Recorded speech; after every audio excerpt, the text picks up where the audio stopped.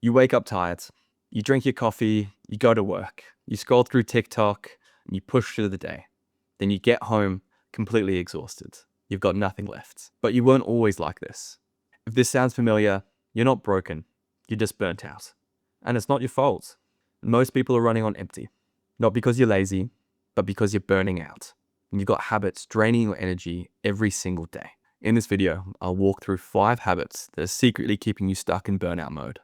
By the end of this video, not only will you understand why you're exhausted all the time, you'll understand how to climb out. My name's Michael, and I hit a wall a few years ago. I was diagnosed with rheumatoid arthritis a day before my 21st birthday. I tried to push through the pain, hustle through the burnout, but I wasn't listening to my body, and it was causing me some serious issues. Surprise, surprise, it didn't work. After getting my dream job in London and burning out so badly after that, I decided I needed to change. It took me years of research, trial and error, failures, and everything in between to finally come up with systems, processes, and understandings to figure out what works for myself and to rebuild my life from the ground up. Now I help others do the same. If you're somebody who's ready to take the next step, regain control of their life, I personally help people with one-on-one coaching, so if that's something you'd like, click the link below or reach out to me directly. Because being burnt out isn't a way of life. A lot of people are kept in this burnout zone from being always on. So habit 1 is always being on. It's like leaving your car on overnight. Eventually, it will run out of petrol. You might check your emails at dinner. A few messages at bed, work and rest blur together. You don't allow your brain to switch off. And that's why your nervous system is always in go mode. You just forget how to rest. This doesn't just exhaust you, it reshapes your stress response. But here's how to fix it. You need to create moments of stillness. That means no screens, no music, just peace. Start with being off your phone for 10 minutes before you get into bed. Try to keep it far away so when you wake up in the morning, you don't have to reach for it immediately. You don't need to add things. You just need to take away a few things. If being constantly on is the first habit, what's feeding it? Habit 2 is overscheduling your life. Imagine you have this beautiful bookshelf, enough space for all your favorite books. Then slowly, one by one, you keep adding more, squeezing the space out, compressing the books, putting too much pressure on all the frames holding it up. One day you keep adding more books, it will just fall and crumble. Most high performers try to pack their day out, but this isn't productive. As soon as something goes over schedule, or something takes a little bit too long, it just throws the whole day out. You need a buffer. You need time to just decompress. It's like sprinting through an entire marathon. It's just going to wear you out. It also creates low-grade stress throughout your entire day. You're thinking about the next task, the next thing. You're living so far into the future, you can't enjoy the present moment. This reminds me of a story. It's called The Two Lumberjacks. They both go to the woods every single day with a really sharp axe. They slowly start chipping away at the trees. One by one, each person gets another log. Over and over. Until, at the midway point, one of the lumberjacks disappears for 2 hours. The other lumberjack stays and continues to chop down trees. 2 hours later, the first one returns and somehow manages, by the end of the day, every single day, to chop down more trees. After days, weeks, and months, the lumberjack that's always there turns to the other and goes, "How do you manage to always cut more trees down than me? What do you do for those 2 hours every single day?" The lumberjack looks back and goes, "Oh, I go home and I sharpen my axe." Think of it as always sharpening your axe. It allows you to then become better at what you want to be. You need to make sure you have a balance of activities. Find what sharpening your axe is for you. Maybe it's breath work, going for a walk, journaling, reading. Something that's really achievable. The fix to all this is to make sure you schedule unscheduled time. This time allows you to decompress, sharpen your axe, and try different things. It gives your nervous system time to breathe.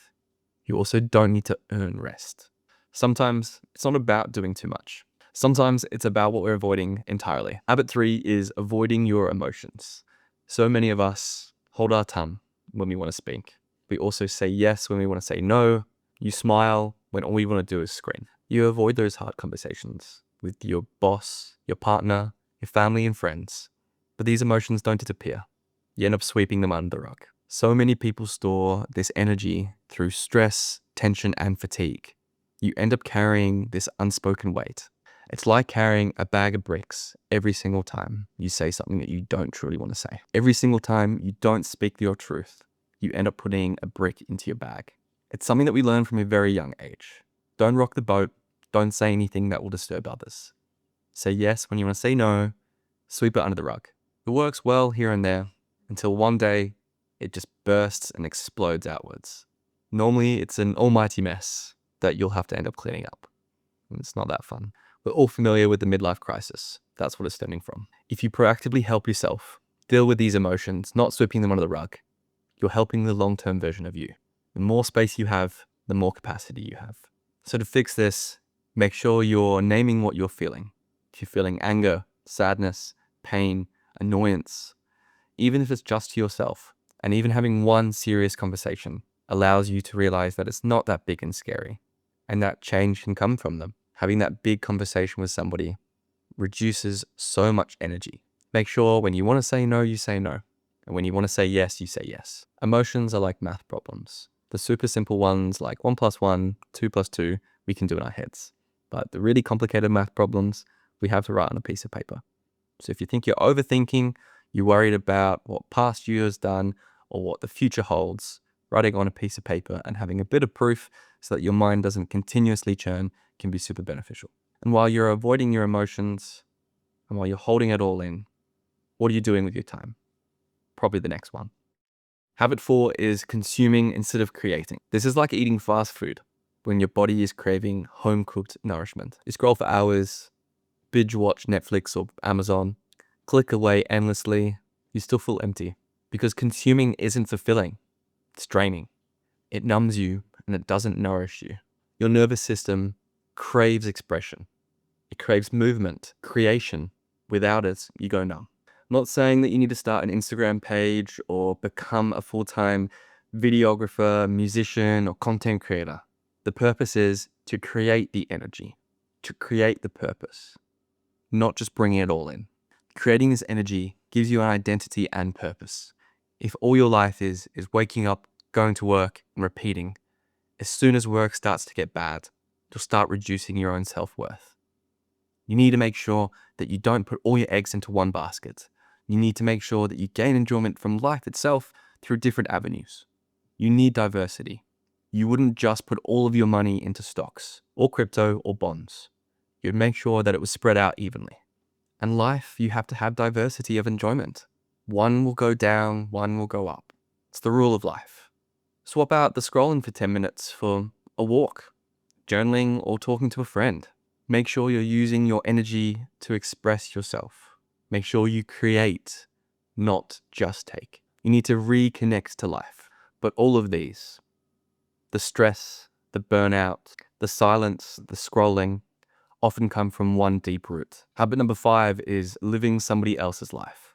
You followed the path society has laid out. You went to school, you got good grades, went to university, and now you've got a good job. You aim to keep climbing the ladder, but deep down, what are you trying to solve? What are you trying to fix? Because it doesn't feel right, does it? You're burnt out not because you're weak, but because your actions in life don't align with your values and goals. We have so many creative things and expressions we want to do when we're younger, but the older we get, they slowly just start getting put on the back burner. Then we start forgetting about them. And one day, you look in the mirror and you wonder, how did we get here? You need to take this time to ask yourself the questions of what do I want? What do I want in life? What do I want to achieve? Who do I want to be? Who do I want to be around? How do I want to feel? Reconnection starts with awareness. We need to understand ourselves a little bit better so we can point the compass in the right direction. But all this can only be achieved through stillness, not lying awake hours and hours before you go to sleep. You need real, consistent rest and to work towards a life that you want, a life that you create. What does that look like for you? So to recap, these are 5 reasons that you're always burnt out. Number 1, you're always on. Create yourself some boundaries and stick to them. Number 2, you're overscheduling your life. Remember, give yourself some time back. Sharpen the axe. Number 3, you're avoiding your emotions. Try not to sweep anything under the rug. Speak your mind. Say no when you want to say no. Number 4, creating over consuming. Use your energy to create energy. Stop the consumption. It doesn't make you feel any better. Reconnect with a friend. Go for a walk. Stop the scrolling. Stop the binge watching. And number 5, living somebody else's life. Figure out deep down what you want to achieve, and how to get there. But you can only do it through stillness. Burnout isn't a flaw. It's a signal. Similar to when your car's check engine light comes on. You can keep driving it, but one day it will break down. Or we can be proactive, fix the issue, and continue moving forward. If you're ready and serious to make considerable change, reach out to me directly or click the link below. You don't have to do this alone. And that's where I come in. I help people privately with one-on-one sessions, being able to tackle everything to do with their life. If you're burnt out, stressed, or not too sure what habits you need to fix, that's where I can help. Also, YouTube thinks that you should watch this video, so I would say that I agree. Clicking this link really does help me, or watching this video does help me a lot as well. So thank you so much.